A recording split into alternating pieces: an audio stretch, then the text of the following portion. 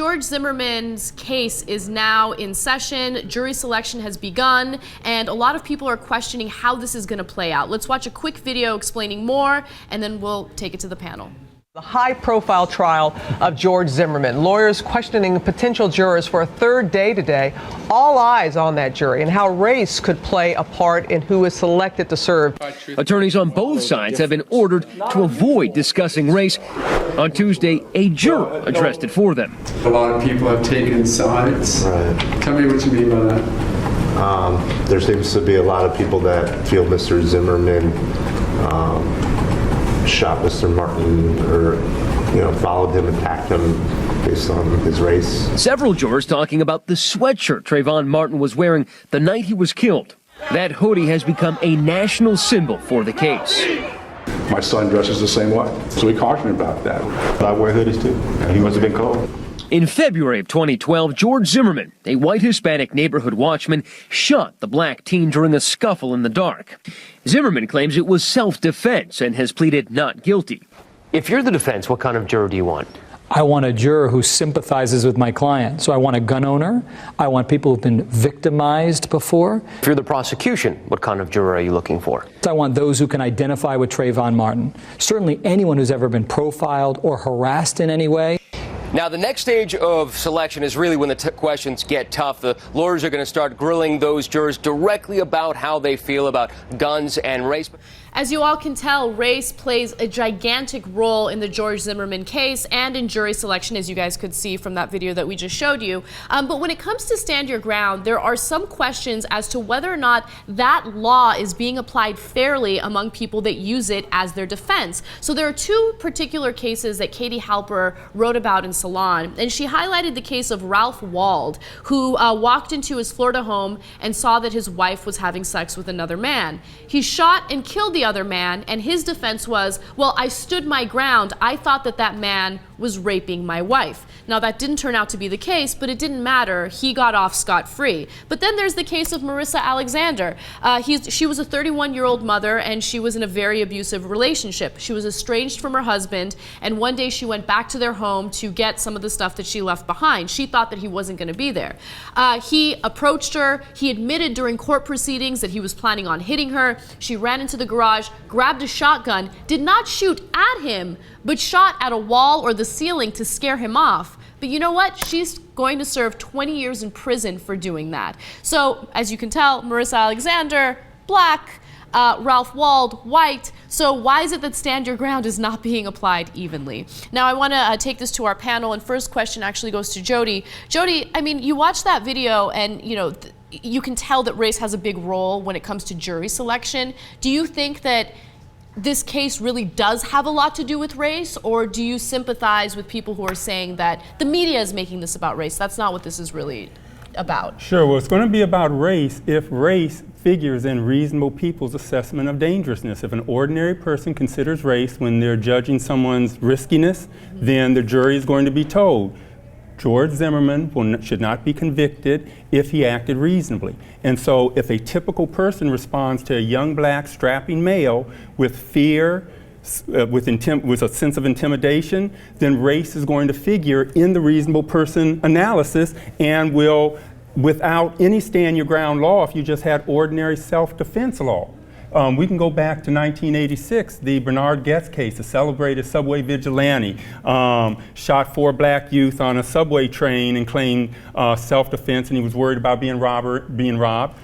Race figured in there as well, because the question was, would a reasonable person consider these youth threatening? And do reasonable people consider gender? Yes. Do they consider your ability or disability? Yes. Do they consider age? Yes.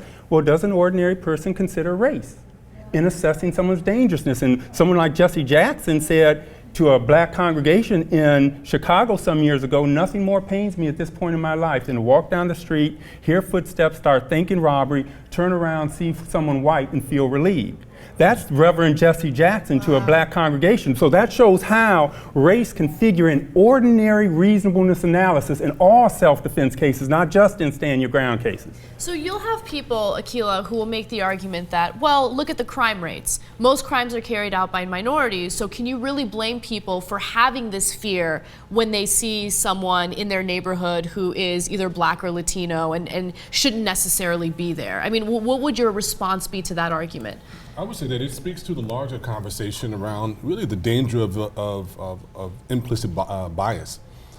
Because we live in a culture, I mean, since Manifest Destiny, that has characterized black men as either dangerous and violent or as sexual predators, and I mean, all of this type of crazy, you know, stuff that's out there. So how do people see beyond, you know, the veil that has been placed over our eyes by the culture and the conditioning in which we grew up in? So I think that that there is an argument, and the thing is that somehow we have to educate the public more so that we can drop, like, you know, these implicit biases around black men.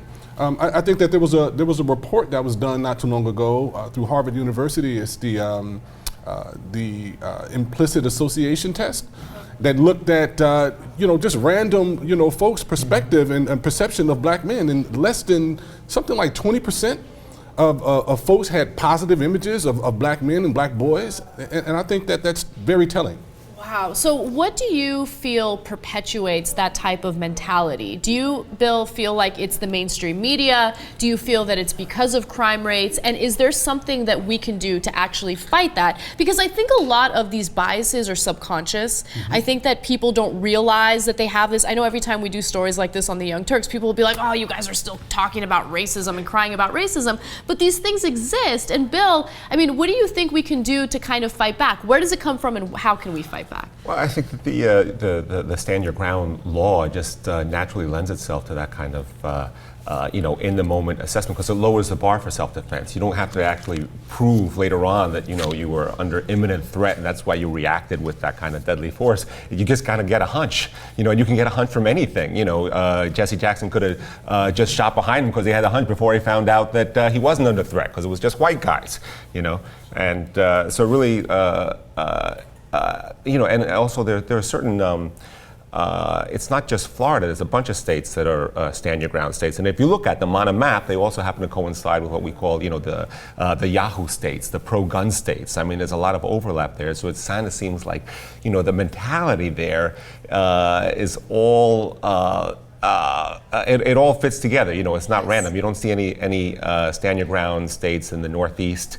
You know, and so there are two organizations that are behind Stand Your Ground laws, and that includes ALEC and the NRA. So when you really look into those two organizations, obviously you guys know NRA is the largest gun lobby in the United States. It kind of all comes together, and it makes a lot of sense. And I love what Jody says about how you can just have regular self-defense laws. You don't need to have these Stand Your Ground laws, because as you guys know, they are not, this type of defense is not being applied evenly. And I want to give you guys actual statistics. It's one thing to just say it, but it's another thing to prove through actual statistics. So 73% of defendants claiming stand your ground who killed a black person faced no penalty at all, 73%. But let's talk about a white victim. Only 59% of those who killed a white person got off. So you're more likely to have that law work in your favor if you've killed a black person as opposed to a white person. And according to the Urban Institute, in Stand Your Ground states, when a white shooter kills black victims, 34% of the resulting homicides are deemed justifiable. Or when a black shooter kills a white victim,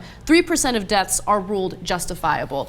So that's a little problematic there, because you can see that it's not being applied fairly. But that prejudice is in the judicial system, not necessarily in the law itself. It's just that the law lends itself to that, because it's funneling a lot more of those cases into the judicial system, right? I mean, it's not like it was quote unquote racist from the outset. It's just that it opens the door for that kind of thing. Do you feel that lawmakers knew that that would happen when they originally proposed these types of laws?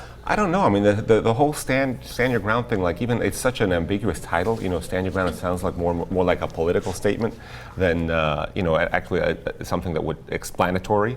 You know, like stand your ground. Like, hey, we can't give up any more of our. You know, we've got a black president. The Latinos are taking over. You know, all the South Asians are winning spelling bees. We're not going to give up any more ground. We're going to stand right here and put an end to this. You know, and so I think it's sort of almost like politically philosophical law.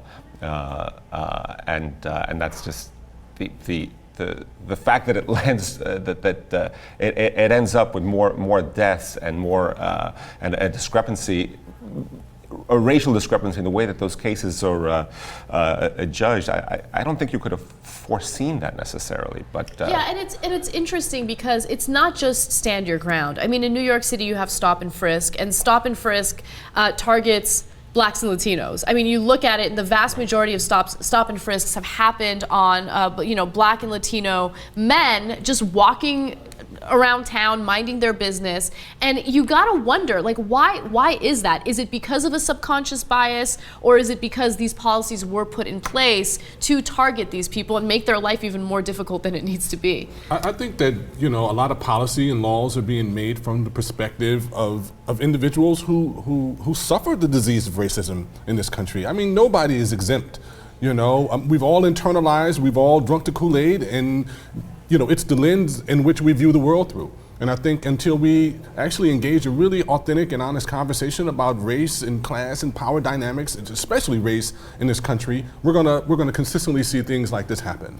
And I think another thing that people don't really take into consideration enough is how big a role socioeconomic status plays in these discussions. Because you have people like O.J. Simpson, and O.J. Simpson, tremendously wealthy, you know, a star athlete, and you know, he was able to get away with a few things, let's keep it real. And it's because he had the money to hire proper representation. He lived a privileged life. And I feel like people do avoid talking about socioeconomic status when it comes to these complicated situations. Jody, what do you think? Well, one of the sources of Jesse Jackson's statement that now he turns around and feels relieved when he sees someone white rather than black has to do with socioeconomics, because you take a group of people, you disproportionately concentrate them in desperate circumstances, it should sadden but not surprise you to find that they'll disproportionately turn to desperate undertakings like crime, like criminal behavior. Blacks do engage in disproportionate crime because they're disproportionately poor, and poor people disproportionately turn to crime.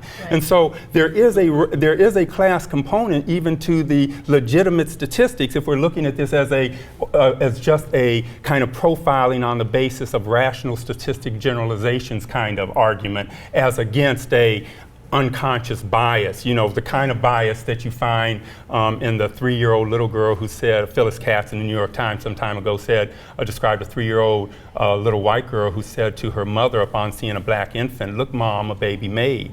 That 3-year-old girl isn't a racist. She's simply reporting on an association that's been forged in her memory between women from a certain social group and a certain social role that she constantly sees them in. She may become 18 and come to renounce that way of thinking about black women as appropriate, but that unconscious connection is still there to drive her perceptions, to drive her beliefs, and then make typical people respond differently to black people than to whites. I wanted to say that, you know, specifically for that reason is why Question Bridge Black Male, which is a multimedia, you know, arts initiative, was created to really get at those type of questions, to begin to represent, you know, to allow black men and black boys to really represent and redefine themselves in the culture, and also, you know, give an opportunity for larger society to see, you know, black men from, you know, different socioeconomic, you know, backgrounds and, you know, kind of cultural experiences, because there's this idea that, you know, that black is a homogeneous group, as if, you know, we're not Caribbean and African American and African, and I mean, it's this really kind of crazy idea that we bought into. But Question Bridge is essentially about black men having an opportunity to define themselves, and for, you know, larger society to be able to engage in a conversation and dialogue with us about, you know, what are our likes and dislikes, you know, how do we see ourselves, how do we define ourselves, because we're constantly being defined in the culture and given labels. What about the way black men are identified in pop culture? I mean, I feel like that I love rappers like Kanye West and Lil Wayne, and I feel like they're intelligent, and the audience is gonna go crazy because they love to hate on Kanye West, but he just recently released his album, or it was leaked, I should say, and he talks about private prisons. He talks about so many social issues and political issues that, you know, people would not typically expect from rappers, but at the same time, you have the rappers like Rick Ross or whatever talking about, you know, drugs and hoes and whatever it is. I mean, do you feel like that perpetuates the type of ideology that people have or the thought process they have about black men? It certainly feeds some of those stereotypes on the one hand. On the other, I'm not as hard on some of that as some, although I understand the criticisms and I can agree with some that we need to get rid of the misogyny and a lot of the other crap that's in some of this music. But on the other hand, you know, we've often described these young black males who are caught up in the criminal justice system as a result of the crack plague as them. As Chris Rock says, I love black people, but I hate the N-word, you know, or you have, you know, Harvard Law professor Randall Kennedy said we need to distinguish between good Negroes and bad Negroes and separate, put as much distance between them as possible. Well, here comes these so-called gangster rappers, that is, these young black men from impoverished circumstances, and they say, we have a perspective, we have a voice. Let me tell you about the world from our perspective. Let us, someone like Jay-Z, penetrate pop culture with the perspective of the young black thug, if you will, or criminal, and humanize them some. So I hear what you're saying. It's a double-edged blade. It feeds negative stereotypes on the one hand that can generate more of these typical responses that are negative. It doesn't just feed it, though. I mean, most of it just engenders it. It's like a little mental program. You see, you know, I live in Harlem on 144th Street, and you're walking down the street and you hear people like reciting those lyrics, you know, either from memory or when they're listening to their iPod, and it is like you're scared to death because what they're talking about is stuff that they could be doing to you. It's just awful, disgusting, criminal stuff. And there's no responsibility at all, you know, as far as the people who are putting that stuff out there. They have an opportunity to, you know, in a mass media way, really put something out there that's a lot more aspirational and doesn't, you know, doesn't reinforce that kind of thinking and then use it as an excuse by saying that it's expressing their reality. You know, it really should be something that takes them out of that mindset and lets them think in a different way, but that's not what's happening. It's lowest common denominator stuff that just makes the situation last forever. And I think we're going to have to agree to disagree on that. Yeah, because I think that a lot of you know rappers, they don't control any distribution networks. You know, they don't determine like, you know, what actually gets out there. You know, they can produce it. They wrote the songs, right? Well, in some cases they wrote the songs, but believe it or not, they said the words, right? Corporate media. I mean, and would go in and tell them, hey, you need to change this, you need to change that, it needs to be more commercial. I've sat down with a high-powered music executive in the business who told me that piece does not sell. Okay, because his bottom line is Will Smith was pretty good at selling his piece. Right. I mean, when you really think about but it, not I mean, as big as Jay-Z. You know, 12 true. number ones in a row, leaving people like Elvis Presley behind. Yeah. You know, only the Beatles ahead of him. So it's a wildly popular art form. But it's personal responsibility, right? You take the money, sell your people out. Well, no, I don't. You say that. That's one way to characterize and interpret. Another way is I consider what Tupac Shakur does to be very oppositional discourse and very valuable. And there's Pac, Nas, Big, Jay-Z, Ice Cube, America's Most Wanted, NWA. There was a real oppositional discourse there that was saying we're pushing back against this claim that all we are thugs and so much human toxic waste that needs to be dumped somewhere. So you can look at it both ways. And I think if you're really into the music, you're not going to write it off that readily. You have somebody like Nas, for example, saying, let's hear it too for the spooks who do cartwheels, because they said they played their part well. Now they claim caviar, hate that oxtail, lambda sigma phi badge on lapel. Why do you always tell them who he speaks so well? Are you the one we look to, the decent Negro, the respectable Negro? Hell no. But they say these are our heroes. That's a gangster rapper. Speaking about politics, if you're listening to the music, you're hearing that. But what about all the pretenders who don't have that kind of social context? I'm not endorsing the Rick Rosses. Yeah, I need to agree with you on them. I need to agree. I think, you know, generally, and the executive producer's telling me I got to wrap up, but I do want to say one final thing. I think that you guys are both making great points. I think that there's powerful rap music out there that really does expose the realities that African American men face today in the United States. And then there is the garbage out there that talks about the hoes and the bitches, and it's not really my type of stuff.